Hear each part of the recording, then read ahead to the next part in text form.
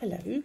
So today I'm doing the book tour. I think I'm starting it, which is very exciting, for this beautiful book called The Eyes That Look.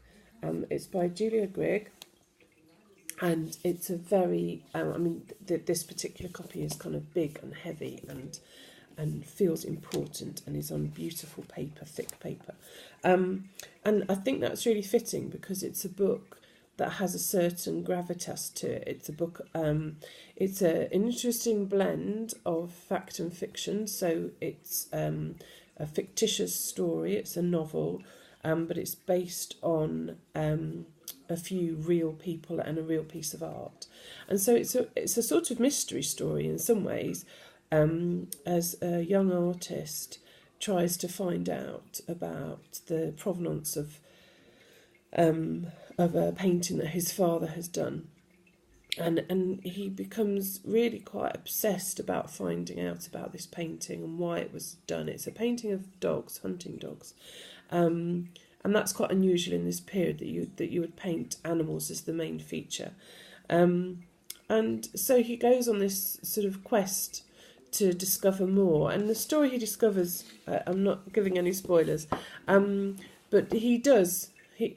Through the course of the book, he does discover quite a lot about the painting and various things that happen in and around the time of the painting.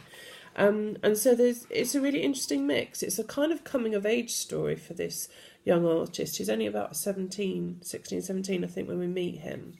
And so he goes through this sort of coming to understand about the world, coming to understand about adult relationships, coming to understand about secrets, and sort of, some perhaps a bit of the harsh realities of life. So he has this sort of personal blossoming and change, and also how he views his parents, how he kind of views the world, really. He meets some not wonderful people. He meets some arrogant people, he meets selfish people, liars, cheats, and also wonderful people who enrich him. So it's a really interesting thread. You also have this lovely, it's set in the most beautiful parts of Italy. I love Venice, and so it was wonderful to read about Venice, and you can picture these, the very different geography of Italy, with these mountainous regions and some of the poverty from the period and some of the great wealth.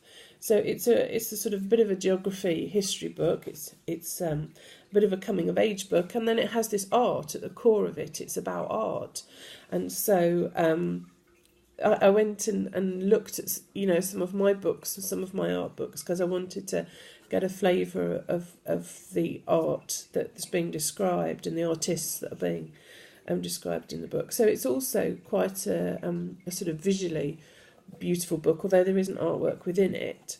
It references it a lot, and so I did go and look at it a lot. So it's got these sort of it's really multifaceted in that sense.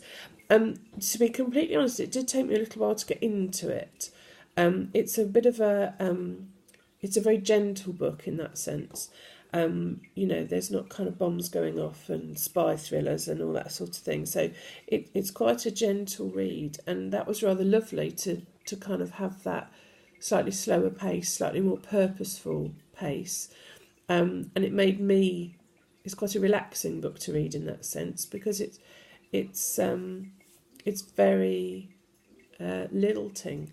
It kind of has its own rhythm to it. So I enjoyed the process of reading it. And what I love most about book reviewing, of course, is that I think I would have picked this book up because it's so beautiful. But I think the pace of it, my life is not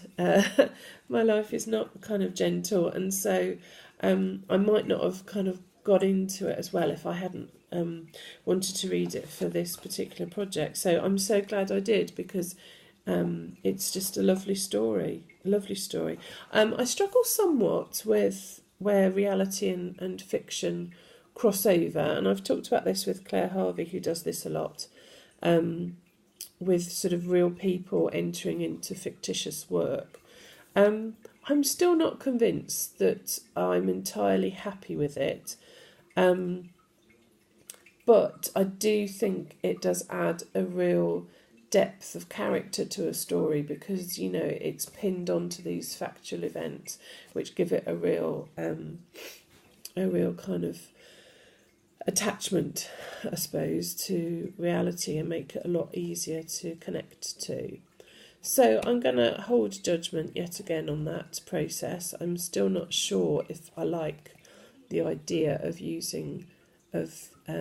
including real people in fictitious work. The jury, my personal internal jury, is still out on that, but I find it a fascinating process, and I certainly feel a real fondness for this book and the characters in it. I think it's really interesting to read, and really very powerful, much more so than you realise.